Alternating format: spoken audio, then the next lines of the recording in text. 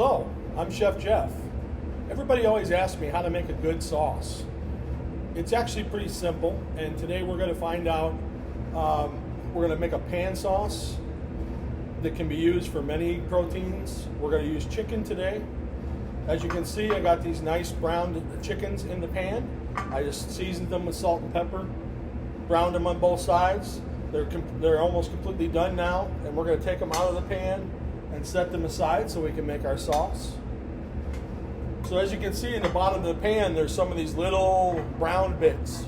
That's the good stuff called the fond that we want to use to build our sauce. So we're going to turn our heat back on to about medium heat, and we're going to start to build our sauce. We have some shallots and some garlic.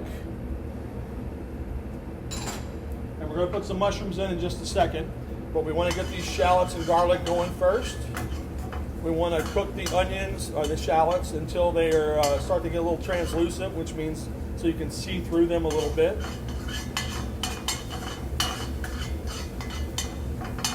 And as you do this, you're going to start to see some of that brown in the bottom of the pan that loosens up from the juices from the garlic and the shallots.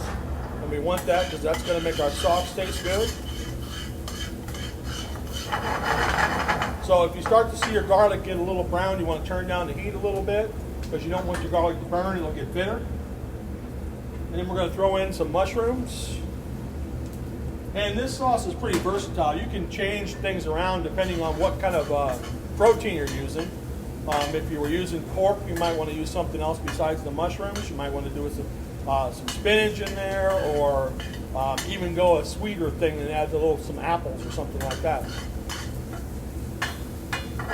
So once the mushrooms start to sweat a little bit, because mushrooms have a lot of huge water content, so as you cook them, they're going to release some juices. And we also have some fresh chopped herbs.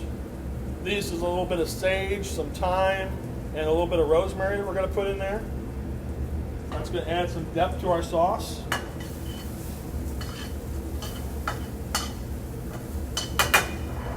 You can start to smell the herbs at this point. So one of the main things about doing a pan sauce is deglazing. So in order to deglaze, we're going to use white wine today, but you can use any kind of liquid. And the object is to get all the nice little brown bits off the bottom of the pan. And those of you that don't like the alcohol, I mean, it evaporates out at about 140 degrees. So all the alcohol, as long as you bring it to a simmer, will be boiled out, and you're just going to end up with some of the flavor from the wine. So we want to cook this down until the wine gets almost completely evaporated, which I don't know if you can see it or not. It's just about there. And then we're going to add some chicken stock. And if you're using commercial chicken stock, you want to make sure that you realize that there's a lot of salt in that. So you don't want to add as much salt to your dish because the chicken stock has salt in it too. So once the chicken stock is in there, and we put about 2 ounces for each portion that we're doing. Once it comes up to a simmer, we want to thicken the sauce slightly so it actually sticks to the piece of meat that we're using, which is the chicken today. So I'm going to put in a little beurre marnier, which is this right here. This is flour and butter that's just mixed together by hand to make a little ball, and you put a couple little pieces of that in there, and it's going to thicken your sauce for you. Probably no more than a teaspoon.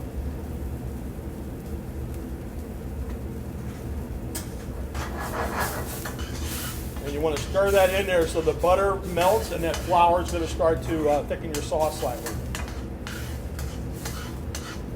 Like I said, pan sauces are very versatile, and then you're not wasting any of the juices or any of the flavors you're left in the pan. You're creating depth of flavor from the actual meat that you're cooking, and you don't have to make a separate sauce. Plus, you're only making it in one pan too, so you only got one pan to clean afterwards. So we're just about there. Because we're using raw flour in the beurre marnier, we want to let it cook just a little bit to make sure that any of the rawness of the flour is cooked out.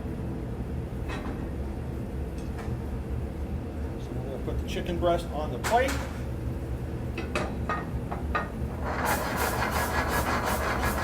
Shake that around a little bit. Make sure we got the right consistency. And we're going to go right on top of the chicken. And there's a delicious mushroom pan sauce. Thank you for watching.